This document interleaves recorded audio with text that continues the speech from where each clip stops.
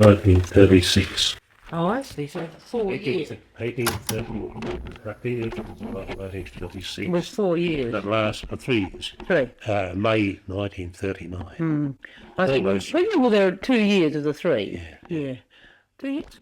No, yeah, that's right. 14. Yeah. Well, now, in the international brigades, did you have a different sort of setup to ordinary armies? I mean, for instance, what were the role of the commissars? The commissars were a replica of what they were in the Russian army. And were they these in all the international brigades, were they? Yeah, they were. Or in the Spanish army too? Later on, after about after about the middle of 37, they were introduced into the Spanish companies and battalions as well. And how did they actually sort of fit into the picture? What was their powers or role? Their picture was to sort of father confessor sort of business. You went to them with your troubles, and they gave the political setup before as the war were developing and the importance of winning its position and so on. So it gave her a real political talks. I mean, they were sort of political leaders, a bit like, I see. That's right, yeah. And they didn't have any military. They took guns and went with you. Yeah, but they didn't have a military sort of officer. No. And did you have the ordinary sort of or military setup of corporal, sergeant? Yes, corporal, and sergeant, I see. And lieutenants. And you didn't. I mentioned Lewis Cliver. He was a lieutenant. Oh, was he? Yes. And you didn't have this sort of a democratic army where you just could have discuss orders and things. It was more or less an ordinary type of an army. Yes. Yes, He had political discussions, all the rest of it. But I mean, what the commander said went. Yeah, well, I don't suppose you could run it any other way. No.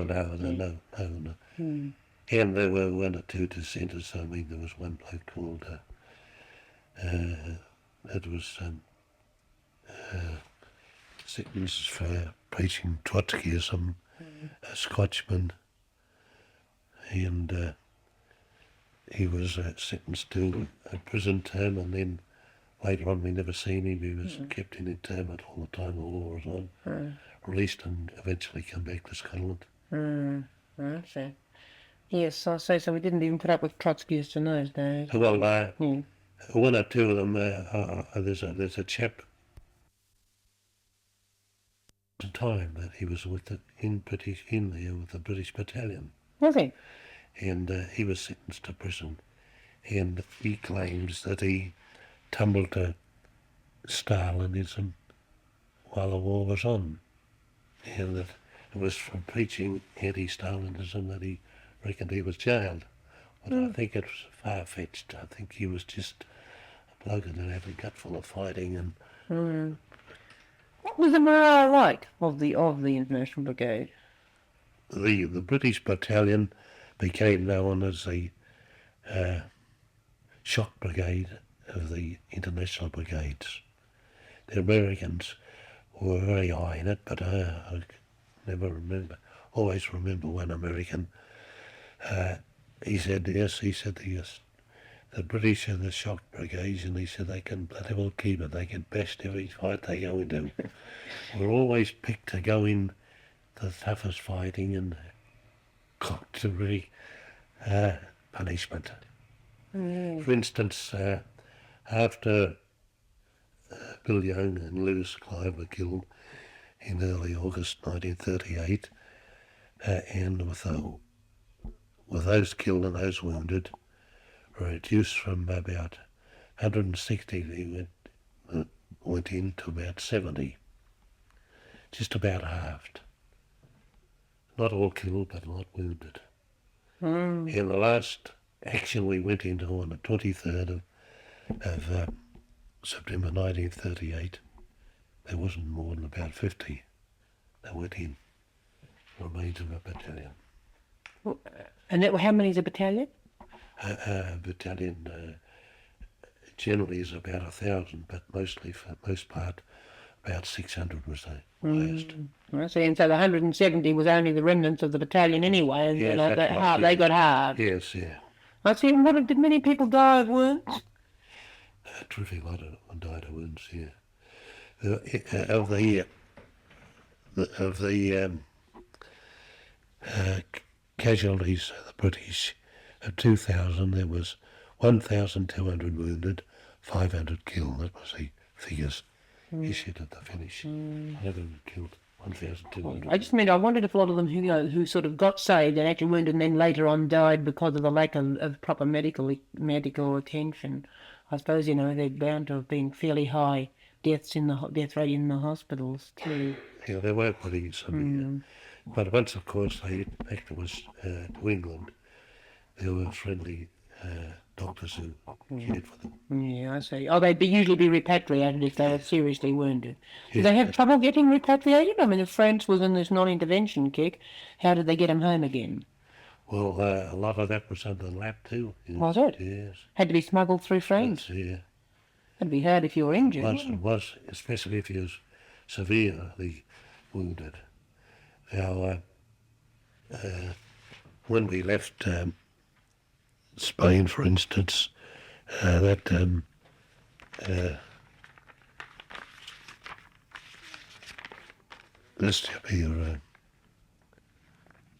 Kevin Rebecki, he'd been wounded around about the same time as Bill Young, and a severe wound in the leg.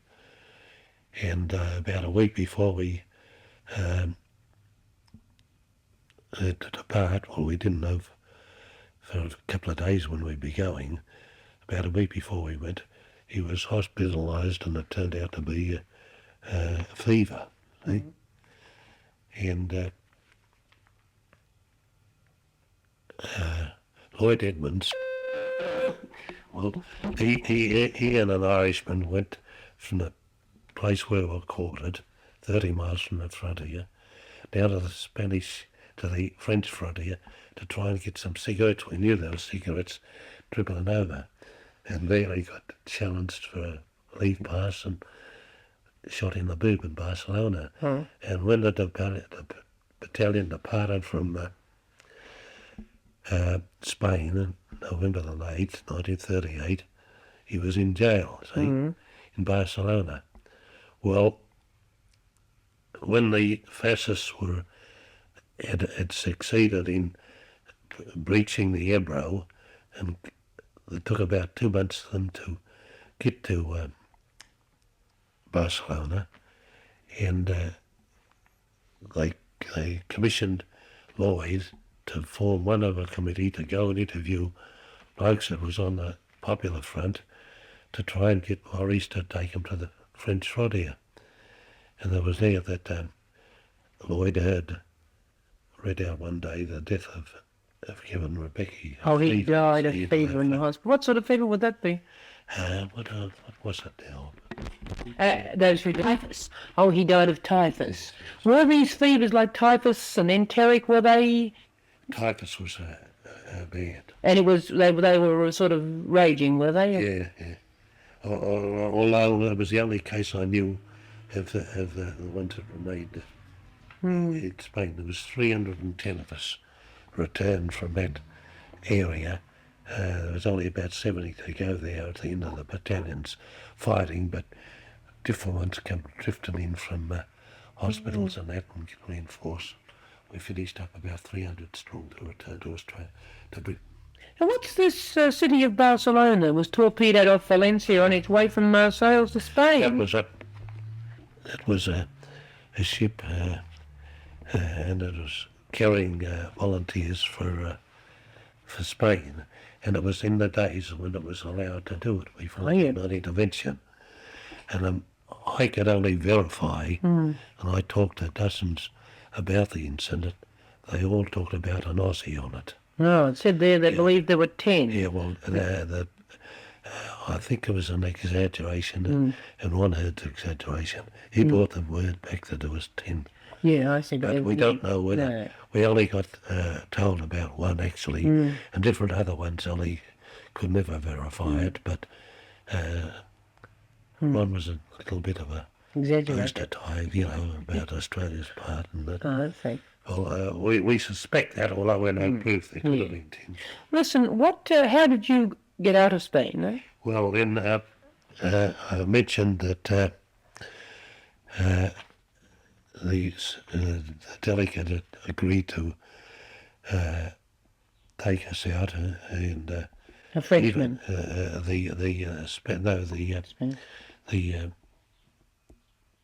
The Spanish delegate to the League of Nations agreed to take us out. You, of course, had no diplomatic help or anything. You shouldn't have been there, That's should you? right, So yeah, you they'll couldn't be- expect the Australian. What was No. the Australia? Was Australia represented No. in Spain at all? Because they didn't have any diplomatic No, representation in Spain. Didn't Yes. have. Well, they nevertheless the League of Nations appointed a committee to go and number the ones who were in the international brigade and arrange for their dispatch into France and across to the various countries. Well, the general, I think he's mentioned in that, he'd spent some time in New Zealand, and he was amazed when the two New Zealanders appeared amongst them, and he expressed amazement that they were fighting in Spain. Yeah, okay. Well, however, he tallied them, and he found that 6,000 at the conclusion international brigades were all that remained out of 30,000. Living. Yeah, But 6,000. 5/6 of them. Yeah. No. 5/6 of 30, aren't they? That's Yeah. right. 5/6 of them were killed. Yeah, killed or some of them might have been wounded, got back to Yes, to England. Yes. places. Jeez. So it was on the 8th of November 1938 that 310 British, Irish, Scotch and so on went across by train to through France, and we should have And the French at this time agreed to take you. agreed to take us, but under conditions. We were not allowed, as we should have been. The most direct route was through several big Spanish towns where French towns where they'd organised terrific welcomes. So they diverted us to back tracks, and we never stopped at one town in France apart from the one on the border. What was the rationale of this? What was the reason for it? Do you think they were frightened of you because they thought you were communists, or? And now, at that time, the Popular Front had failed in France, and the Conservatives were in power. About 3 months before, there was a general strike in Paris, and the authorities turned the tanks out in dozens, patrolling the streets, force workers at the point of their going back to work. Now look, one thing. Did you know, and do you think everyone, most of the people in Spain, expected there would be a world war? I was in a hospital called Martie after I was hit in September. And alongside of me was a German aviator who had been brought down bombing Barcelona. This just shows you the sort of feeling. They had him in the same ward, same hospital, and he spoke English fluently. His name was Otto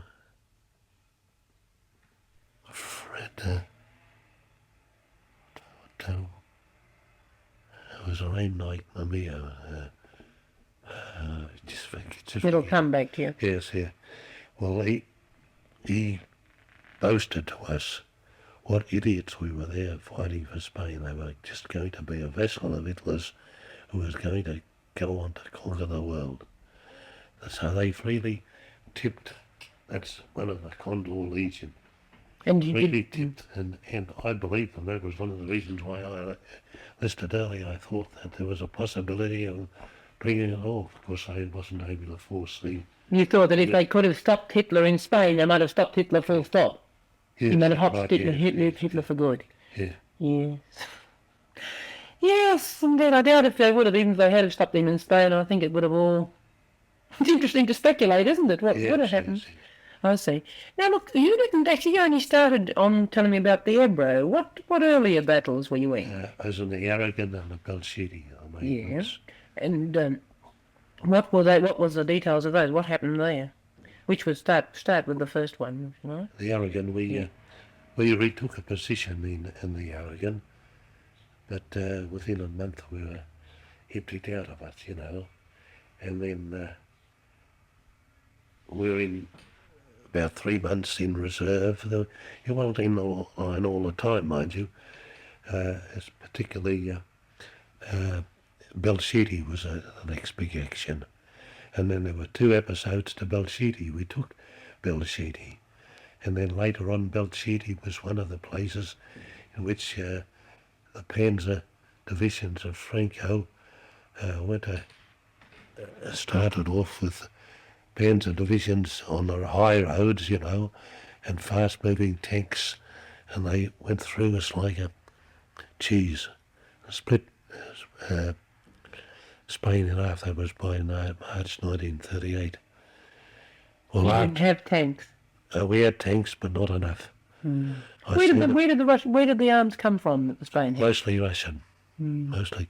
Early days there was some from France until the non-intervention started, and there were French pilots, and there were quite a few Russian planes there, but as time went on they dwindled. See, the casualties. And tanks, I've seen some valiant fights. A Greek bloke that was a tank driver defending a position where we were in, and everything, all the artillery of the enemy trying to hit this bloody tank, and he was only about 200 yards away from where I was lying wounded. And there was more coming near me than there was going near the tank. They could get a bead on him.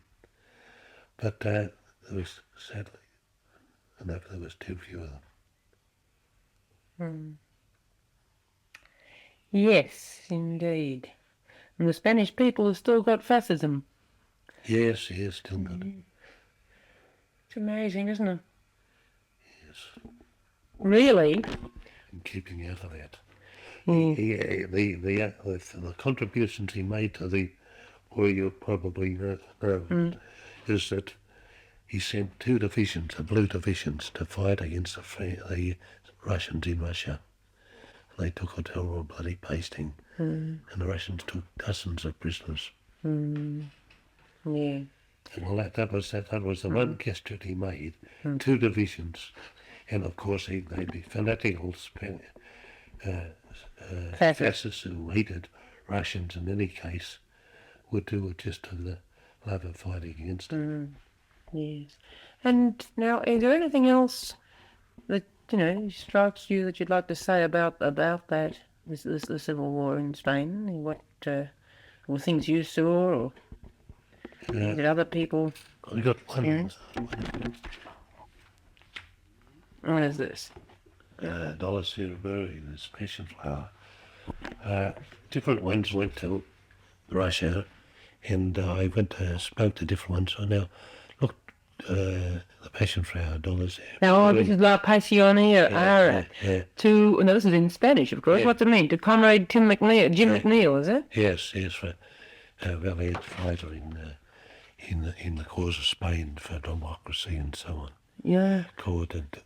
Cordially, I suppose. Yeah. Dolores Yeah. Ibarruri, wasn't it? Ibarruri, yeah. Ibarruri. Well, I Emilio does 1962. When did you meet her again? no, I spoke to different ones, and none of them ever did it. So I couldn't see her and all this. Well, one bloke who was in charge of the friendship with the Soviet Union. He was the secretary of it at the time. And he was gone. He said, "Well, what's the details?" He said, "Yeah, do you know her?" I said, "Well, I met her at the send-off of the in Barcelona to her and the Green, the Prime Minister, when they set us off in the final parade through Barcelona in 1938, November 1938.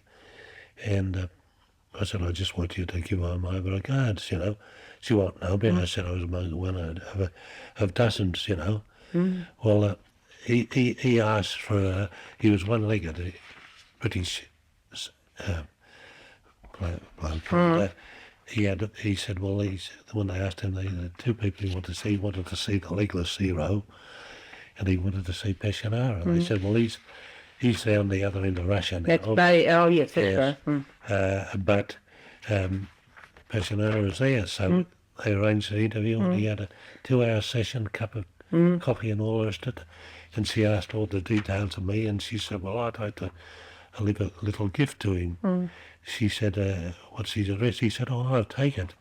So she wrote that down there. That's a copy of the history Yes, of the the Communist Party of Spain. Yeah. And is she living still? She's still living here. What was her position? Uh, She was a member of parliament, was she? Or yes, she was a member of parliament, yes. communist? Yes. And she appealed to the Popular Front when they were first elected within a month or two to imprison Franco and all of these generals. And they wouldn't. No, they wouldn't. Oh, I see. And this was. It was the communists only had a certain number, 14, I think. Yeah. Out of 300. And she entreated them to imprison her, at least to demobilise them and disband them and all the rest of it. Now, tell me about what your wife was telling me about. And when you came home, you were still not. We went across to Britain in November 38. We were repatriated. The authorities. We went to Australia House. The committee that were handling international brigaders had interviewed and they'd agreed to repatriate us.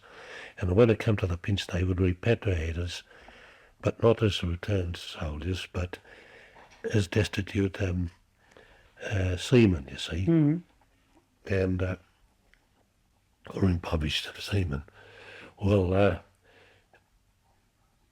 8th of January 1939, we were to embark on this ship, and we all taken before Harry Pollitt to have the final talk about what was, and incidentally in that business he expected the war with Russia to break out by March. He was pretty shrewd, and we asked him, he answered the telephone. He thought that the communists thought at this stage that Britain would declare war against Russia. Britain would be fighting against Russia, or the Germans. Against Germany. Yeah, I see. Yeah, well,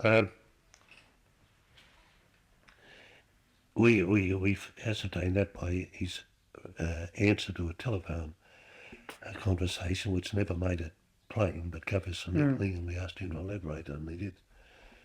And he said the war would break out by then.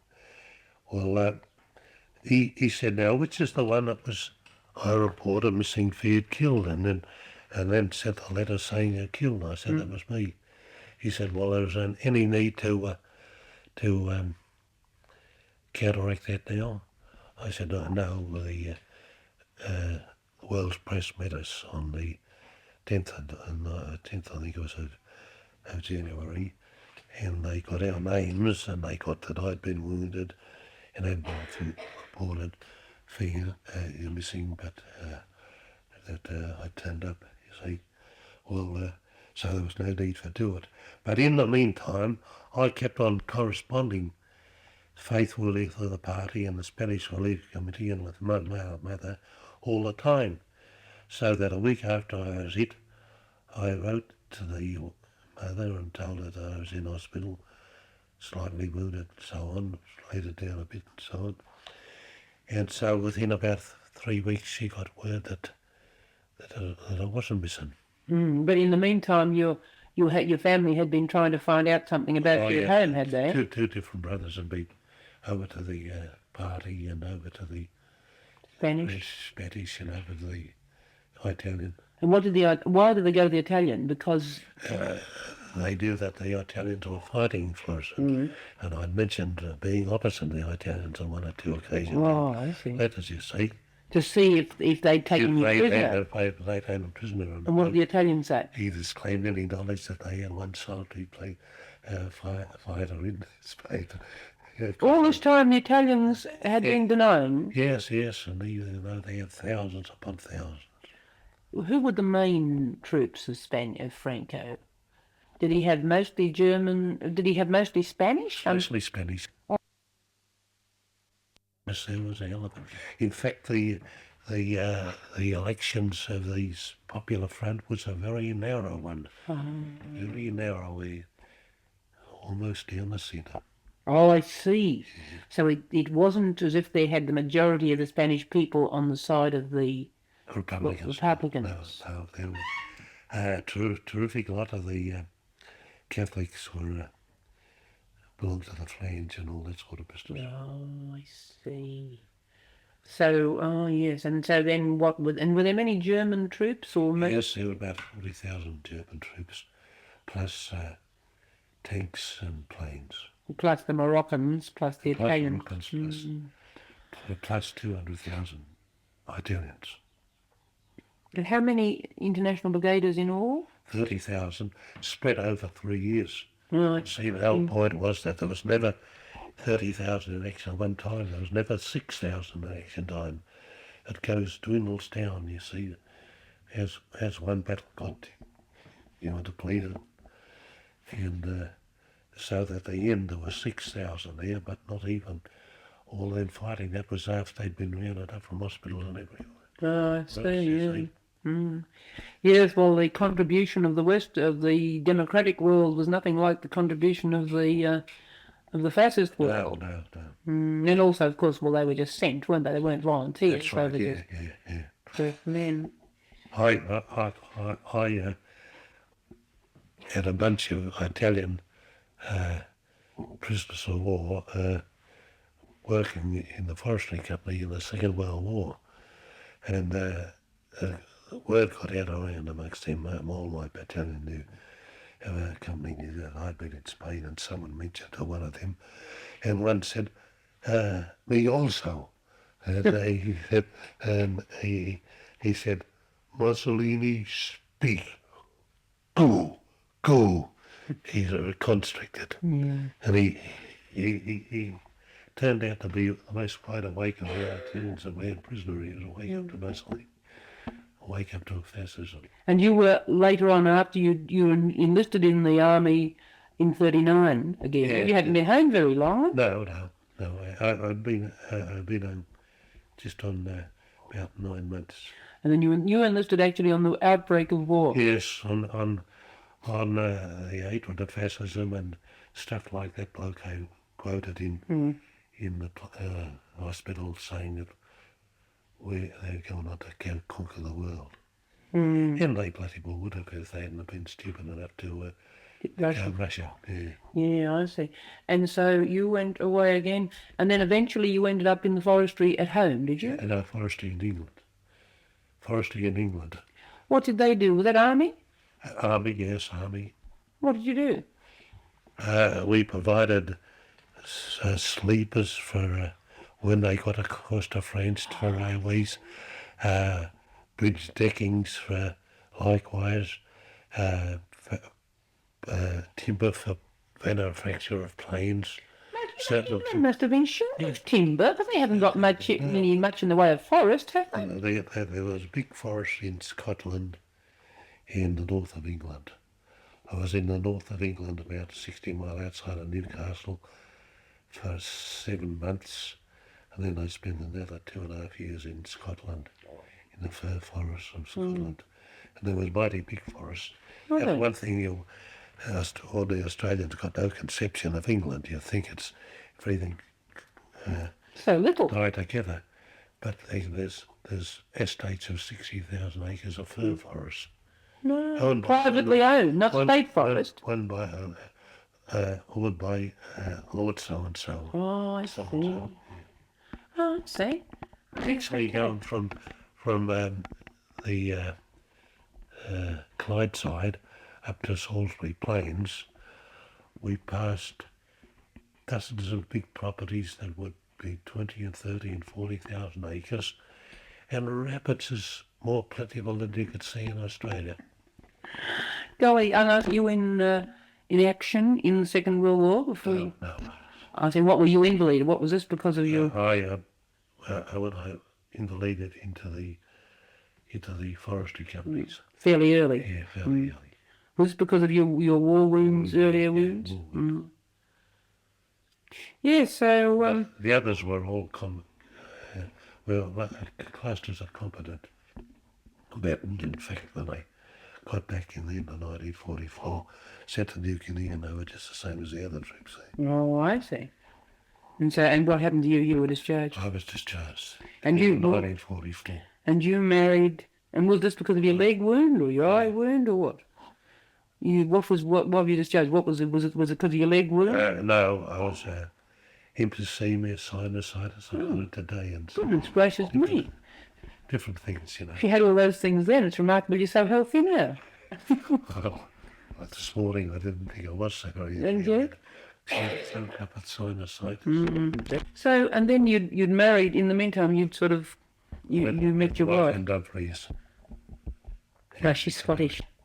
No, she was working in Scotland in English. Oh, I see. Across the border in England. Mm-hmm. Near Carlisle, the border town. And your wife had been connected with the anti-Spanish war too. Yes, isn't Spanish. It? Gee. Oh well, that's just so. One bit reverting to the Depression period. I think it had a bit of humour in it. I think it'd be worth listening to. It was I remember I told you that the attack of the fascists when they took the shot at me. Well, the following Sunday night, it was 2 nights after, we went on a painting it up campaign, and it was vote Sharky for the Senate, down with the hunger forms, slogans, that sort. The hunger forms were instituted by Jack Lang, in which you had to answer 32 questions. Yeah, well, you know all about it from Stan. Well, we were painting up on the end of Drummoyne Bridge, the entrance into Drummoyne. No one could fail to see it. Vote Sharky, down with the uniforms. And there was one bloke who prided himself as a painter, and he was pretty good, but he was a nervy type of joker, and he was a bit on the fidgets at the attack on the previous night but won, and he was extra nervy, and anyhow he finishes the sign, and we're keeping it, and when we all go down to admire the sign, and there he's got vote Sharky, and he became then known as the bloke who left the R out of Sharky. Instead of Sharky, he read S-H-A-K-Y. Vote Sharky, see? So anyhow, we made a poor job of converting it into the correct spelling, and then we relegated him as a net keeper and abused him and all the rest of it. Well, he stood on the corner, and after a while he said knit, and it turned out it was Podrio's Rubber Company that produced tyres, and they were coming off the 11 o'clock shift. He mistook them for plainclothes tea and gave the nip, and we all dashed through a park. Well, one bloke had got a black eye in this previous episode when the shot was taken out him. Me too, when the Red Army was advancing, he came back to the party. He'd really got such